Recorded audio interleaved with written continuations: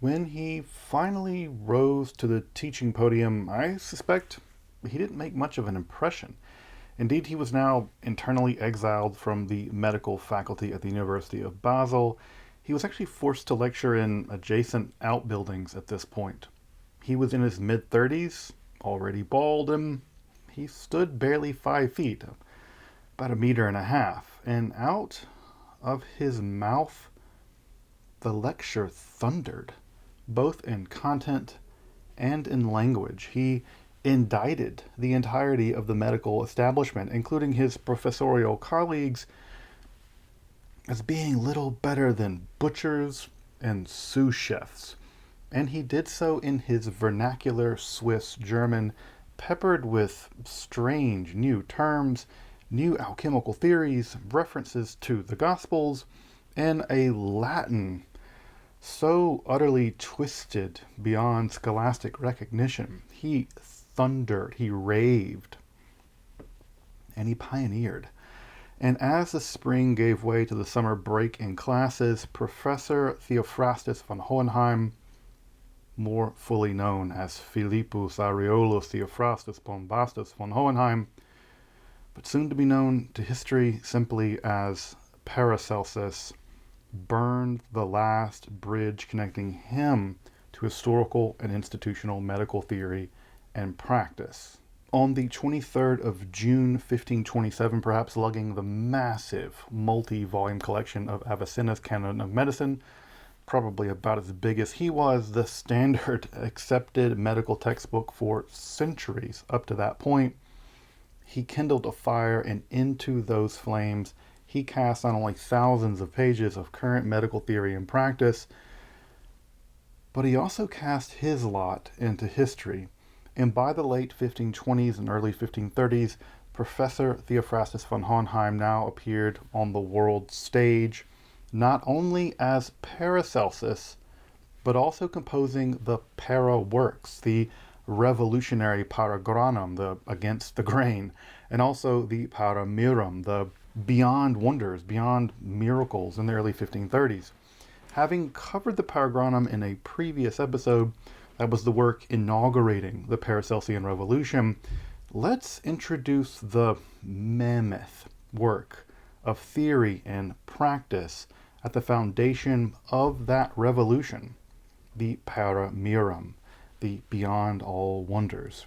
Here we will find the famed theory of the Tria Prima, sulfur, salt, and mercury, his alchemical Hermetic theory of the human body, and a medicine founded on that very Hermetic principle that the microcosm down here is truly bound up with the cosmic macrocosm, as above, so below. A medical philosophy that foresaw, in fact, organic chemistry, pharmacology, toxicology, even psychiatry, the Paracelsian Revolution in alchemical medicine.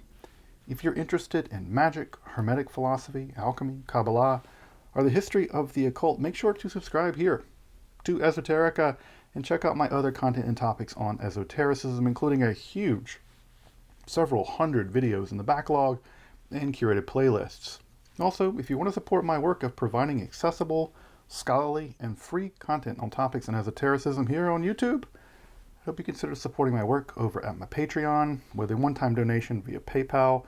Check out the super thanks options below the video, or you can pick up some of the cool, even some of the cool alchemical black metal style merch over at the store tab. But now, to the Paramirum of Paracelsus, the work beyond wonders of the revolutionary alchemist Dr. Paracelsus. I'm Dr. Justin Sledge, and welcome to Esoterica, where we explore the arcane in history, philosophy, and religion.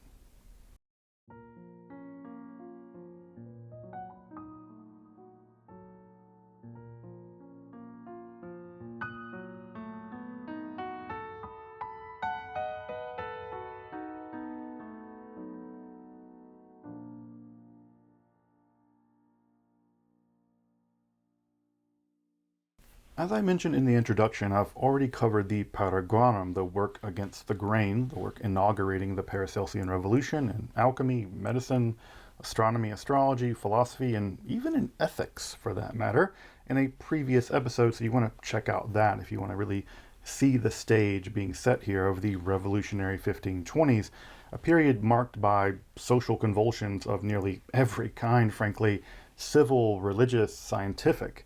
But in summary, Paracelsus, as he would come to be known at this period, was motivated as much against the stolid, even dogmatically stupid attitude of the academic establishment as he would be by the appearance of, at that point, new and incurable diseases, especially syphilis. I mean, he was really going up against sort of the medieval or early modern equivalent of big pharma when it came to the Fuggers and their guaiac pseudo-cure for syphilis.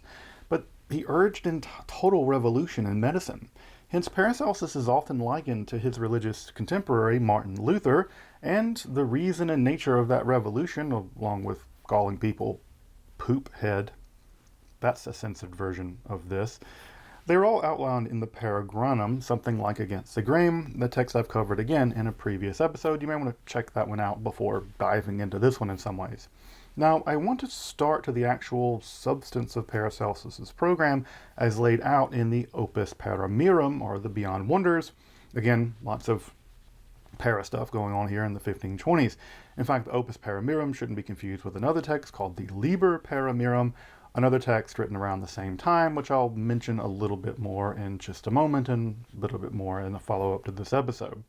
The Opus Paramirum is simply a mammoth text.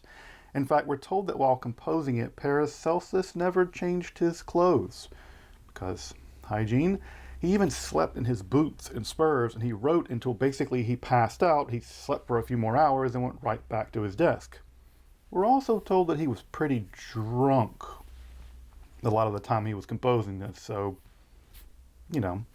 While composed in the late 1520s and early 1530s, the text, none of it was actually published in Paracelsus's lifetime. It only completely appeared in an edition of 1562 before a full edition in 1575. At over 300 extremely dense pages in the current academic edition, the 5 parts of the books are, frankly, they're difficult to summarize.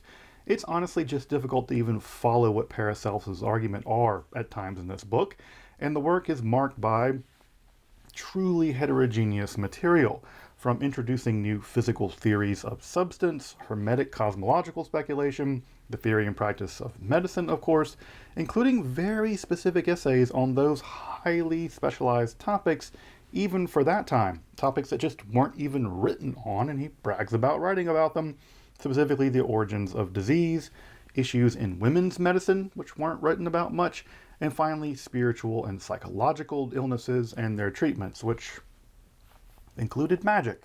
So there's that.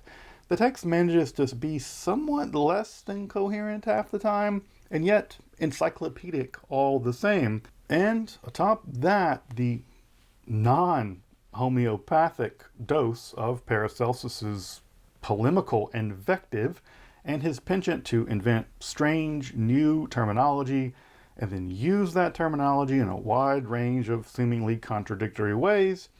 And we get a text that's absolutely bewildering as it is of revolutionary importance.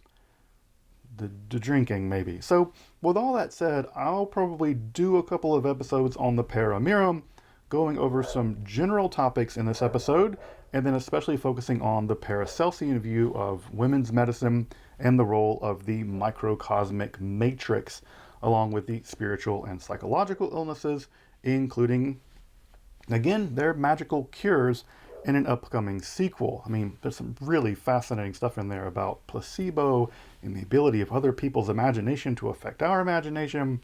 Fascinating stuff. But those are only going to make sense, and so far as they make sense, within the larger context of the revolution of the Paramirum's larger theoretical and practical framework. So let's lay that out in this episode. At the heart of the Paracelsian Revolution was the Hermetic philosophy, finally making its way north of the Alps through the early 16th century through people like Johannes Reuchlin and Paracelsus's contemporary Cornelius Agrippa. And at the core of that philosophy was the conception that the cosmic macrocosm, the above, was reflected in the microcosm, the below, especially in the miracle of the human being and the physical human body as the nexus of the above and the below, the spiritual and the physical. This was a big shift, a double shift in thinking for the time. Generally speaking, the physical body was decidedly thought to be, well, less than miraculous at the time. And when we were thought to be something like a corpse carrying around the soul, to kind of crib Marcus Aurelius. Secondly, the idea of a metaphysical continuity between the sub and superlunar worlds was a decisive break with the Aristotelian scholastic worldview that was popular and standard among the professors of the time. In that worldview, even the laws of physics worked differently above and below the region of the moon. Our world down here was ruled by rectilinear motion that goes like this, unlike the perfect circular motion that, well, ruled in the heavens up there with the spheres, for instance. This Hermetic Neoplatonic worldview held that all of being was united in one vast system, with all the parts reflecting and refracting one another, that the cosmos itself was somehow contained within the physical human body. The human being was worthy of radical dignity in this worldview. Dignitas was the catchword of this Hermetic revolution, not anti-body scorn, as it were. Thus, to understand what goes on within the body can only be understood by reading the book of nature, the Liber Naturae, the book of the cosmos outside of the body, and vice versa. By studying the world of nature and the cosmos, one learns about the inner workings of health and disease and treatment. You study one by studying the other, and you go back and forth. This principle was adopted very early on by Paracelsus, and even by the early 1520s, he had already developed the so-called doctrine of signatures. Not only was the cosmos structured as a vast fractal, it was structured in this way precisely because God was benevolent and God had structured the world for human beings to flourish. Indeed, the divine had signed all of nature, sealed all of nature, such that the perceptive among us, those that truly worship the divine by careful study of God's creation, could detect those signatures. And as like set to like, rejoiced in like, elements of the human body would be nourished by similar elements found in nature and recognized by their divine signatures, their divine seals, from astrological conditions down to humble roots and gems secured deep within the earth. Nature was nourished by nature, and our body, as the nexus of the above and the below, could be nourished by that unity. For Paracelsus, nature operates through separation, especially separating the visible from the invisible and the like from the different. Indeed, this was how God created the entire cosmos, God separating light from dark, land from sea, life from clay. This separation was chiefly accomplished, according to Paracelsus, by fire. First by the hidden divine fire, then the great solar fire, the inner fire within inside of us, the archaeus, but also the fire in the alchemist's laboratory. Thus, fire, very broadly understood as kind of creative separation through heat, primarily as distillation and sublimation, at least at this register, is at the theological, cosmological, biological, and alchemical and medical center of the Paracelsian theory and practice of medicine. So what does this separation creation through fire reveal about the fundamental nature of reality? It reveals that something consumes, something is consumed, and something persists through consumption. But rather than thinking along the lines of substances, what are things in themselves, the way that Aristotle might have thought about it, or what are the causes that go into things, Paracelsus shifts to positing that perhaps things are what they do, that process is central over substance. And this is where things become even more perplexing and fascinating, because Paracelsus used substance names for these processes.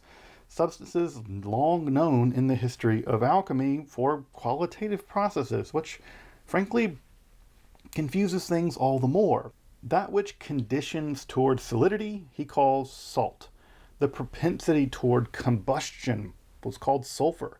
That towards volatility or evanescence and flux, mercury. Famously, by illustrating this, he burned a piece of wood and concluded that the fire was the sulfur, the smoke was the mercury, and the residual ash was the salt. These metaphysical properties took concrete form in a specific substance typically analyzed using the four Aristotelian elements of earth, air, fire, and water. For Paracelsus, these elements, as much as they were subsumed or not made redundant by the Tria Prima, were seen as matrices through which a substance subsisted ontologically. What mattered for him were the material conditions in a constant changing system of processual tensions informed by and reflecting one's place in the ever-shifting cosmos. Thus, there were as many sulfurs, salts, and mercuries as there were individual people, or animals, plants, or rocks, etc. It was hyper-vitalized and yet hyper-individualized from an ontological point of view. However, all of this was unified, although, again, a bit confusingly, by what Paracelsus referred to as the mysterium magnum, or the prima materia, sometimes interchangeable with the ultima prima, from which all beings are separated or disclosed.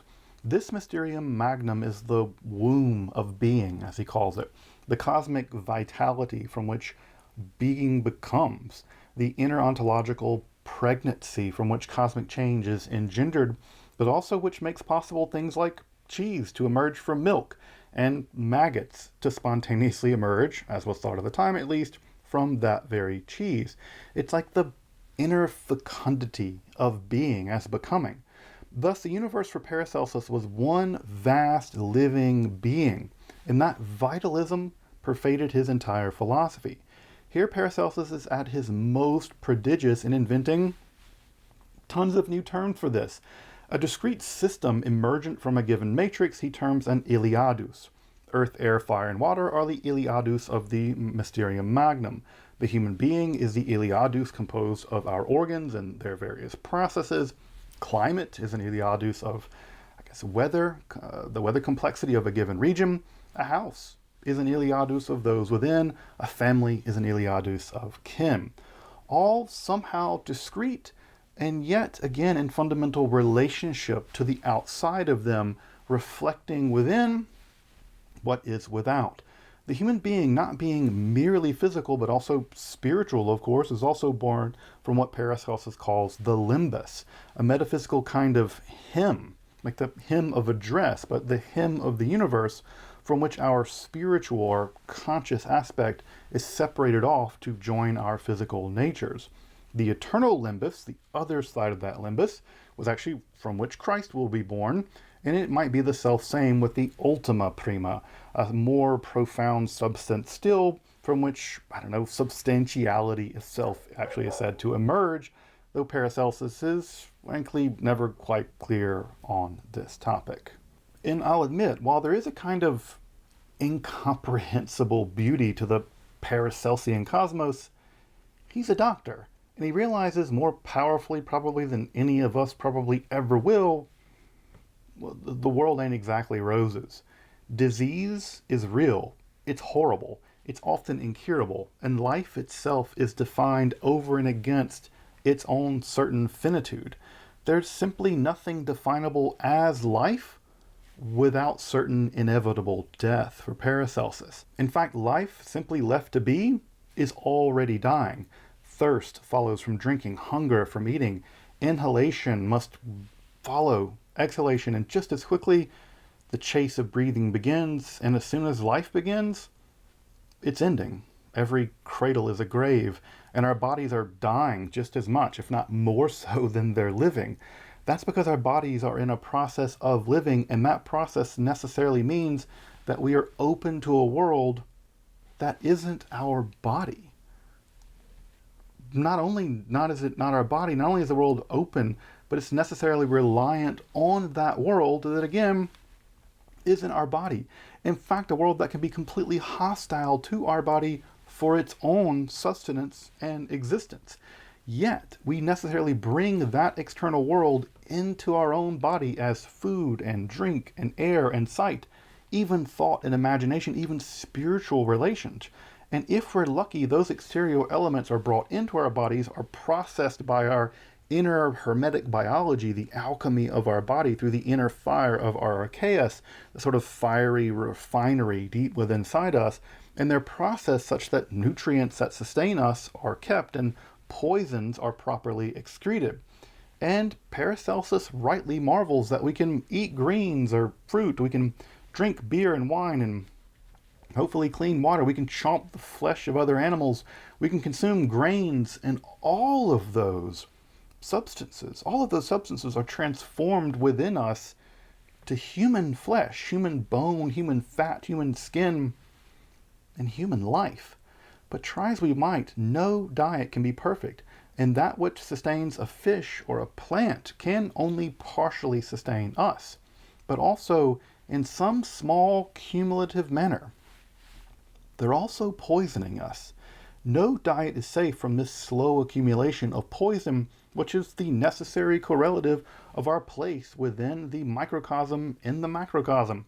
And disease is how these poisons precipitate within the iliadus of our bodies. They are the fruits of our inner matrix, to use the Paracelsian language, exterior toxins shaped into particularity by the forces of salt, mercury, and sulfur. Salt making for skin lesions and cancers, mercury for gout and swelling and melancholy, and the novel syphilis for that matter, and sulfur forming the burning fevers and the plague. Of course, all of this is compounded by the astral effluvia raining down on us like so much astrological weather. The same rain necessary for crops and water to drink, well, it can also flood fields and towns and sweep us away. Thus, even the ever-changing astral conditions, just like the weather, mean that we must take the wheel with the woe. Solar goodness for Saturnic gloom. For Paracelsus, the same Hermetic cosmology that links us with the divine in the great chain of being reaching back to pure being itself also ensures inevitable disease and death. But God is merciful. We are living in a world that, despite our sins distancing us from the divine, God has engineered this cosmos for our flourishing. And the doctor is like the microcosmic Christ, healing the flesh as Christ did for the spirit. But how? The first task of the doctor for Paracelsus is to realize that the body cannot be healed through any outside mechanism or any form of mechanistic transformation. The outside will always contain poisons as well as cures for the inside. But the internal harmony of the body has all the power it needs to heal itself as instilled by divine mercy. Thus, the task of the doctor is not to heal the body. You can't do that, but to facilitate the body healing itself. Just like the gardener can't force the seedling to grow, rather they must become custodians of that seedling, creating the iliadus of the garden where that seed can flourish. The doctor must become the gardener of the flesh.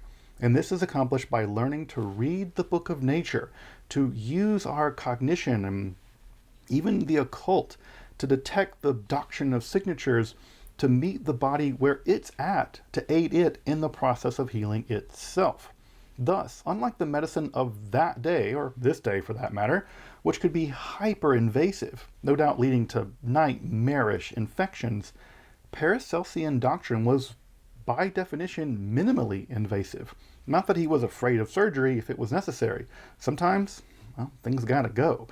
In this way, you can probably imagine that people went to the Paracelsian doctor first, and this probably helped to facilitate the popularity of the school. When bleeding and emetics and, well, cut it off were the first line of medicine, you went to Paracelsus first. Further, whereas the apothecaries of the time often focused on extremely complex and expensive compounds, often featuring dozens of substitutions because they were all composed now far removed from their original composition in the Mediterranean or the Middle East, Paracelsus now sought hyper-local remedies.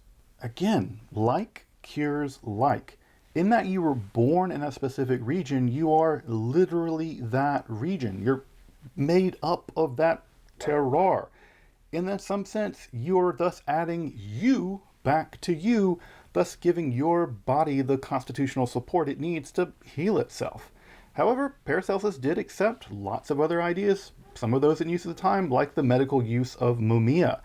These are fragments of mummified human flesh. It was argued at the time that if a person died early in their life, especially through execution while their body was otherwise physically healthy, their body retained some of the innate life force, which could be powdered and then used as medicine. It's like the medieval equivalent of stem cells or something. In fact, Paracelsus would actually go on to employ the term mumia for the general life force that is sealed up in the mummified body of those long dead, but also is what animates us living as it is now. For Paracelsus, alchemy was the divine science of revealing the true nature of, well, nature through the process of disclosing what was once hidden through separation, primarily through distillation and sublimation. And if one looks through the Hermetic preparations of Paracelsus and his followers, which I've actually done, I've recreated recently in an attempt to try to see if I could make some Paracelsian medicine. Maybe it worked and maybe it didn't. Here it is. They were greatly concerned with what was called the primary quintessence of aqua vitae, along with many herbs, minerals, and metals in distillation to extract and combine those quintessences into a single curative matrix, at least to allow the body again to heal itself. Thus, so much of Paracelsian pharmacology is given over to the careful distillation, and the impact this had on medical cures cannot be overstated. But as without, so within, and has often been pointed out, pharmacon means both poison and cure, the effective difference being dosage. If distillation could at some level cure us, or at least cure us in the Paracelsian sense of cure, then distillation must also be the means by which illness itself takes hold. And indeed, Paracelsus rests here on traditional grounds, at least in this sense. In the older Galenic medical theory, excessive blood produced urine, which could be inspected for signs of disease, specifically particles of an illness-inducing substance known at that time as catarrh. This theory held that urine rose through the body heat to the head, where it flowed back down into the body as poisonous mucus and infecting the body. Paracelsus held this process to be a kind of distillation of poisons from which food and drink flowed down into our body as mercurial, thus giving rise to things like gout and even madness. But he went even further here. Of all the substances that were most profoundly life-giving, according to Paracelsus, were, of course, bread and wine, literally also fundamental in the spiritual sense with the Eucharist. Thus, what produces so much life-giving power must also contain a similar dose of poison. And as organic acids of wine react with metals such as potassium within the barrels or even on the corks, whitish crystals of tartaric acid were formed.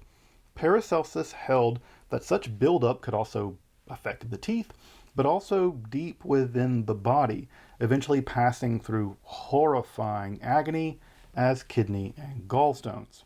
That horrible burning was denoted by Paracelsus as tartaric, from Tartarus, Tartar, the region of hell, as a kind of refuse not totally able to be cleansed out of the body through urination. This tartaric theory of disease would eventually come to profoundly influence the early Paracelsus, and in the Paramirum it becomes almost the theory of disease at the time, with a host of plants, meats, drinks, and cereals all producing different versions of this tartaric acid. So, what was the solution? The use of potassium tartarate, or cream of tartar, remember, like cures like, but also drink really acidic beers served with warm butter mixed in, added to facilitate expelling the tartar from the archaeus. So yeah, butterbeer. Thanks, Paracelsus. This brings us to the last two of 5 books that make up the titanic Paramirum, and trust me, this video is no substitute for you reading the thing. Those two on the Matrix, which covers the physics and metaphysics of women's health, and on the Invisible Diseases, which covers psychological and spiritual diseases and their kind of quasi-magical cures, are frankly of such specific interest and detail that I'm going to be covering them in a final episode to this sort of short series introducing the fundamental works of Paracelsus. So come back for On the Matrix and the idea of the spiritual magical diseases. As I mentioned in the last episode, the good news is that both the Paragranum and the Paramium are available for a mere $392. Because Brill. So you'll need to conjure those from the ether, or you'll have to get them ILL, or be rich. If you really want a wonderful, well-written account of Paracelsus' life and thought, Bruce Moran, who does a bunch of other really wonderful work in alchemy, has written a brief and rather beautifully printed work on the topic, and it's well worth getting. Philip Ball also, his book The Devil's Doctor, which sounds like it's going to be terrible, but it's actually a really wonderful popular treatment, and it's great to read, and I'd recommend it highly. We're going to be coming back to Paracelsus and eventually getting to his followers, the Paracelsians, as well, so keep an eye out for more episodes about Paracelsus and Paracelsianism. He's just, I don't know, a seemingly infinite well of brilliant, sometimes crazy sounding content. But look, sometimes breakdowns are breakthroughs. Until next time, I'm Dr. Justin Sledge. Thank you for watching Esoterica, where we explore the arcane in history, philosophy, and religion.